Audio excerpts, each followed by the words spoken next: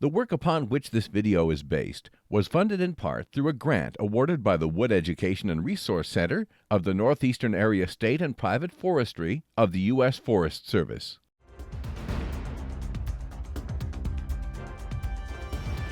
Today, a range of modern logging equipment is utilized by loggers managing one of the world's most valued renewable resources.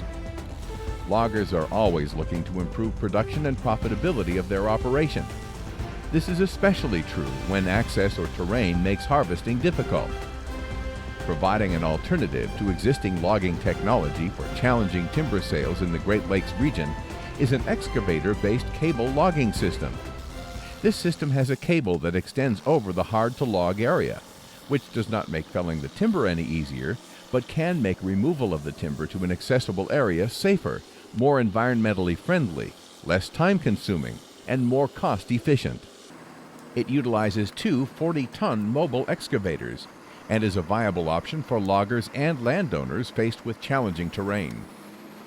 Developed by a man with more than 20 years of experience in forest harvesting and research and development, this system is not only user-friendly, but applicable to multiple types of harvesting situations. The system got developed near Quebec City, where mills are surrounded by mountains and hills. At that time, those mills had to go over 2,000 miles away to get their wood on flat terrain. As we had a lot of wood in those mountains right by the mills, I wanted to log those places. That brought me to develop this mobility concept.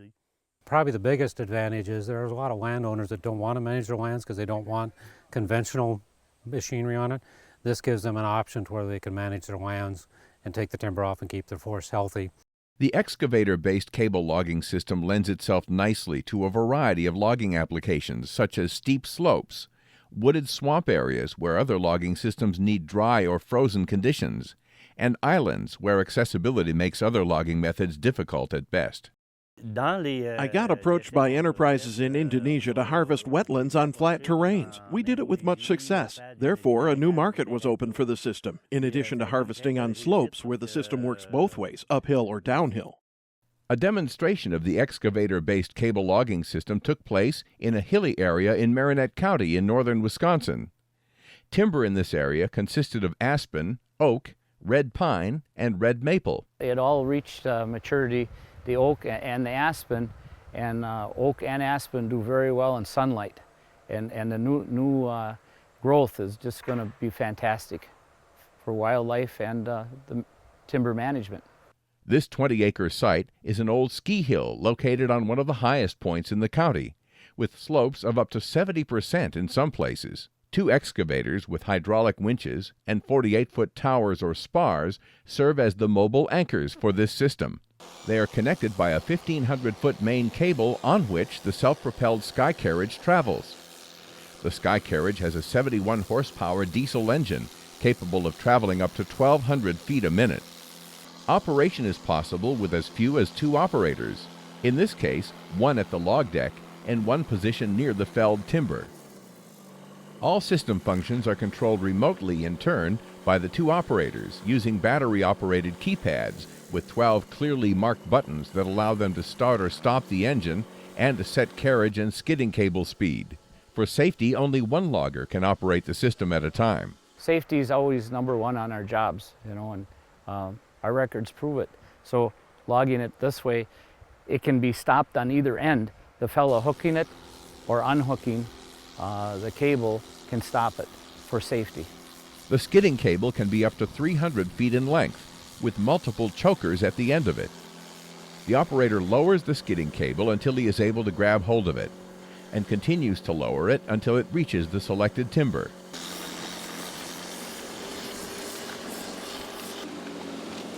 Usually 3 or 4 good-sized trees were hauled during this particular demonstration. Average load capacity for this system is about a cord, or between 4,500 and 5,500 pounds. But average load weight can vary greatly depending on spacing and size of trees. When the load nears the excavator on the landing, the operator at the excavator takes over control of the load, bringing it to the landing and lowering the load to be released.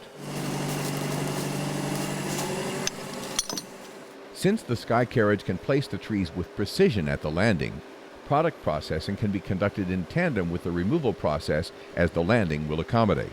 The basic options for processing on the landing include using a chainsaw, harvester or processor, or slasher with delimber.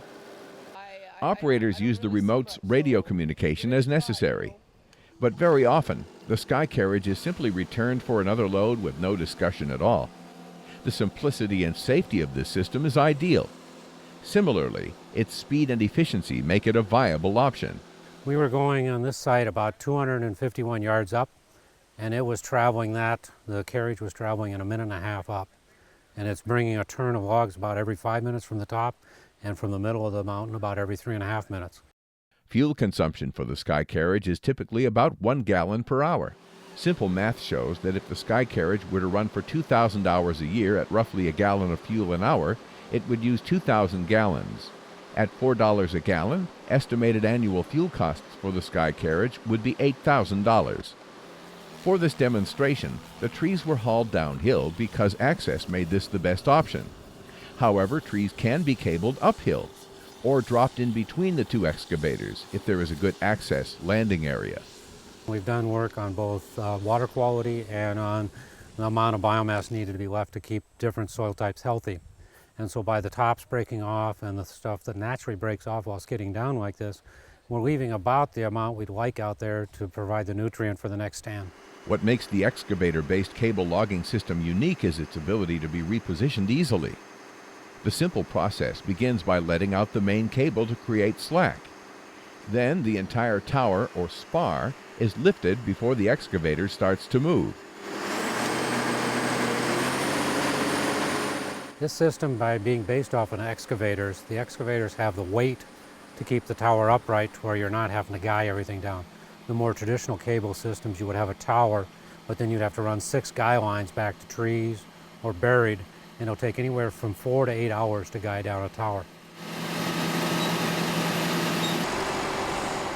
After arrival at its new anchor point, the tower, or spar, is lowered before taking up the slack in the main cable. For this demonstration, repositioning the excavator about 100 feet and getting it ready to resume work took just 2 minutes. When conditions such as this steep slope dictate, manual felling is a good, cost-effective option. In this case, 2 sawyers work the hill, positioned on either side of the main cable. Of course, the system can work with mechanized felling as well. A harvester or feller buncher could do the felling if the terrain conditions permitted.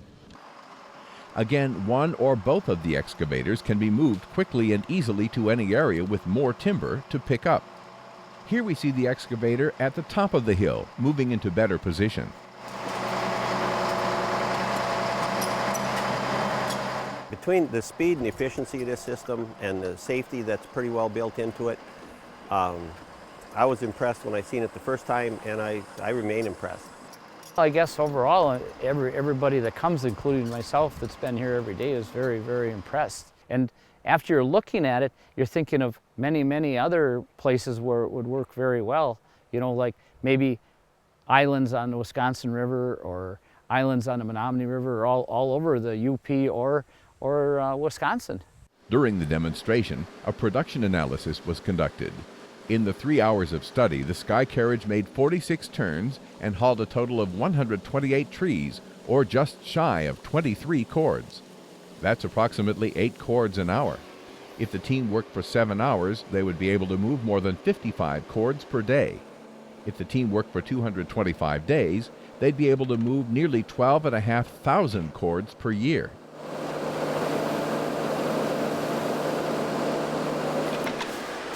Taking a closer look at the sky carriage itself, this non-complicated piece of machinery consists of little more than the computer, engine, pulleys, cable, and frame.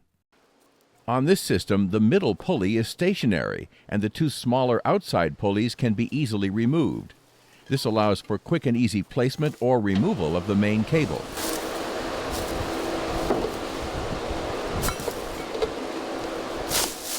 Operator training costs are minimal, since as little as 1 or 2 days are needed to train the operator on setup and operation.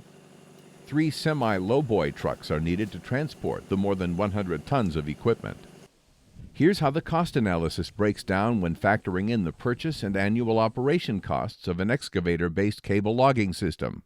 Estimated purchase price for a system is $430,000. Using a 5-person hand-felling crew and moving the system approximately 12 times per year, the estimated cost per cord tree length at the landing would look something like this. Payments toward the unit, with a 5-year payoff at 7% interest, would be approximately $7.70 a cord. Labor, $15.88 a cord. Moving costs, $1.50 a cord. Annual cable replacement and routine maintenance, another $1.50. And fuel would be just $1, for a total of $27.58 a cord. The responsibilities and challenges loggers face are indeed great. The availability of the excavator-based cable logging system puts one more tool in the logger's toolbox for times when access or terrain become issues. For more information about this system, visit the Glacier Land Resource Conservation and Development Council's website, or contact Don Peterson at Renewable Resource Solutions.